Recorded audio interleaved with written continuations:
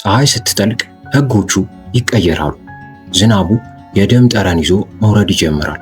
ጭራቆቹ ደግሞ ስምህን በለስላሳ ድምፅ እየጠሩ በሩን እንድትከፍትላቸው ይማጸነዋል። ዛሬ ሌሊት አንዲት ሴት ለሰማችው ድምፅ ስትል የገዛ ወዳጆቿን ለጭራቆቿ አሳልፋ ትሰጣለች። የፍቅር የክህደትና የጭካኔ ጥምር የሆነው ይህ ሌሊት ሲያበቃ ከተማዋ የቀድሞ አትሆንም። ተዘጋጁ፣ ምክንያቱም በዚች ከተማ ውስጥ ትልቁ ጠላት ጨለማው ብቻ ሳይሆን የምታምኑትም ሰው ጭምር ነው። እንኳን ወደ አራዳ ሪካፕስ በደህና መጣችሁ። ታሪካችን የሚቀጥለው በዚያች የተረገመች ከተማ ውስጥ ምሽቱ በከባድ ዝናብ በታጀበበት ወቅት ነው። ዝናቡ እንደ ጦር መሬቱን ይወቋል። ሰማዩ ደግሞ የተቆጣ ይመስል ድቅድቅ ጨለማን አልብሷል። የመብረቁ ድምፅ ከተማዋን ሲያናውጥ፣ የጭራቆቹ ረጋ ያለ ድምፅ ደግሞ በዝናቡ መሃል ይሰማል። አየሩ እርጥብና ቀዝቃዛ ሲሆን የሞት ጠረን የሚሸትበት ይመስላል። በዚህ ድባብ ውስጥ ነው የከተማዋ ፖሊስ የሸሪፉ ልጅ በሆነው ኤሊስ እየተመሩ ታቢታና ጁሊ እንዲሁም ኬኒና ካህኑ ፋዘር ካትሪ ከከተማው መሃል ሆኖ ወደ ደህንነቱ ቦታ ወደ ኮሎኒያውስ ወይንም ወደ ዶና ቤት ለመድረስ በዝናቡ የሚሮጡት። በሌላ በኩል ደግሞ ጂም፣ ቦይድ፣ ክርስቲና ትንሹ ኢታን በተገለበጠው የካምፕ መኪና ውስጥ ተዘግተው የሞት ጥላን ይጠባበቃሉ። ኬኒ፣ ኤሊስና አባ ካትሪ ታቢታና ጁሊን ይዘው ወደ ኮሎኒ ሃውስ ለመድረስ በጨለማው ውስጥ ይገሰግሳሉ። ታዲያ ወደ ቤቱ ደርሰው በረንዳው ላይ በቆሙበት ሰዓት በድንገት ከጨለማው እነዛ ፍጥረታት ብቅ አሉ። ጭራቆቹ አይሮጡ፣ ይልቁንም ረጋ ብለው በፈገግታ ይከተሏቸዋል። በዚህ መሃል አንደኛው ጭራቅ ቆመና ጁሊ አብሬሽ ተምሬያለሁ አታስታውሽኝም ብሎ በስሟ ሲጠራት ጁሊ በድንጋጤ ፈዛ ቀረች።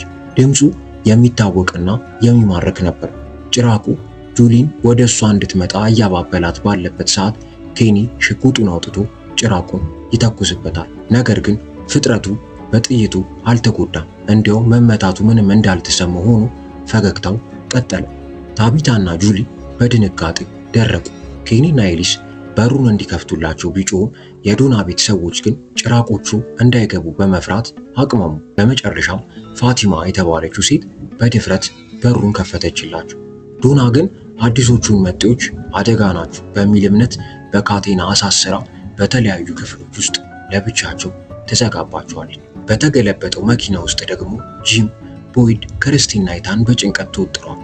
የኢታን እግር በብረት ተወግቶ ስለነበር ክርስቲ በጨለማ ውስጥ ሕይወቱን ለማዳን ትታገላለች።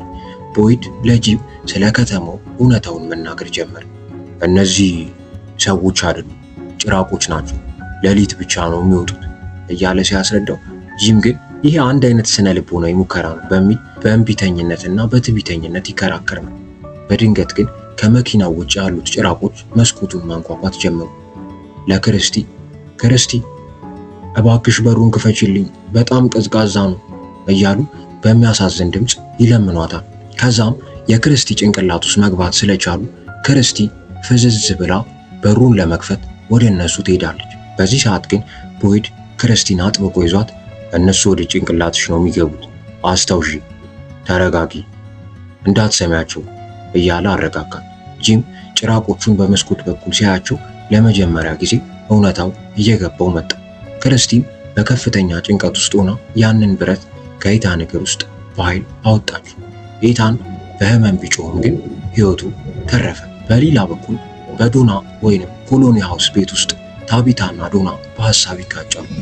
ዶና ታቢታን ለማሳመን በጣም ብትሞክርና ብጥርም ግን ታቢታ ነገሩን እንደ ቀልድና እንደ ውሸት አድርጋ ማሰብ ጀመረች። ነገር ግን ዶና ከብዙ ውጣ ውረድና ልፋት በኋላ እህቷ በጭራቆቹ እንዴት እንደተበሉባት ስትነግራት ታቢታ በዛች ቅጽበት ያንን የመሳለቅ ባህሪዋን ትታ እውነታውን ተቀበለች። ጁሊ ደግሞ ታስራ በነበረችበት ክፍል ቪክተር የተባለው እንግዳ ሰው ኮክ ፍለጋ ወደ ክፍሏ ገባ። ጁሊ በቪክቶር ባህሪና ሁኔታ እጅግ ትደናገጣለች። ቪክተር ሊያወራት ቢሞክርም ግን እሷ ትዘጋዋለች። በዚህ ሰዓት ፋቲማ መጣ ቪክተርን እንዲሄድ ትነግረዋለች። ከጁሊ ጋርም ማውራት ትጀምራለች። በዚህ ሰዓት ጁሊ በፋቲማ ጸባይና ባህሪ መጽናናትና መረጋጋት ትጀምራለች። በዚሁ አስፈሪ ሌሊት ታዲያ ሳራ የተባለችው ሴት በሚስጥራዊ ድምፅ እየታዘዘች ነበር። ያ ድምፅ ከተማዋን ለማዳን መስዋዕትነትን መክፈል አለብሽ እያለ አዟት ነበር። ሳራም የሚሰማትን ድምፅ በማመን ወደ ቤቷ መመለስ ስለፈለገች መጀመሪያ የጄድን ጓደኛ ቶቢን በጭካኔ ገደለችው።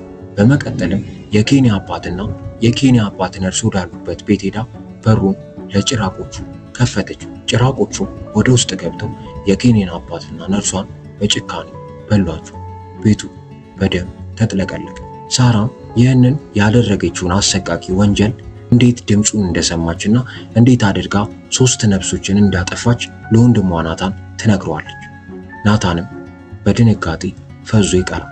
በመጨረሻም ንጋት መጣች። ፀሐይ ስትወጣ ጭራቆቹ ይገባሉ። ጂም ኢታንን ታቅፎ ከመኪናው ሲወጣ በዚያ ጭጋጋማ ጫካ ውስጥ ጂምና ቤተሰቡ ታቢታና ጁሊ በድጋሚ ተገናኙ። እርስ በርስ ሲተቃቀፉ የሚያሳዩ ትዕይንት እጅግ ልብ የሚነካ ነገር ነበር። ነገር ግን ቦይድ እና ኬኒ ወደ ኬኒ አባት ቤት ሲገቡ ያዩት እልቂት አእምሯቸውን አናወጠ። ኬኒ የአባቱን አስክሬን ሲመለከት ልቡ በሐዘን ተሰበረ። አባትን የሚያክል ነገር በዚህ ብቸኝነትን በሚፈጥር ከተማ ውስጥ አጥቷል። እናም በጣም በማዘን የአባቱን ደም የተለወሰ አስክሬን አቅፎ ብዙ ካለቀሰ በኋላ ወደ ጫካው ወርዶ ዛፎችን በመቁረጥ ንዴቱንና ሐዘኑን ለማስታገስ ይሞክራል። የዚህ ክፍል መጨረሻ ላይ ትንሹ ኢታን ወደ ጫካው አሻግሮ ሲመለከት ያንን ሚስጥራዊ ነጭ የለበሰ ሕፃን ልጅ ይመለከቷል። ያ ሕፃን ልጅ ግን በፈገግታ እጁን አወዛወዘለትና በድንገት ጠፋ።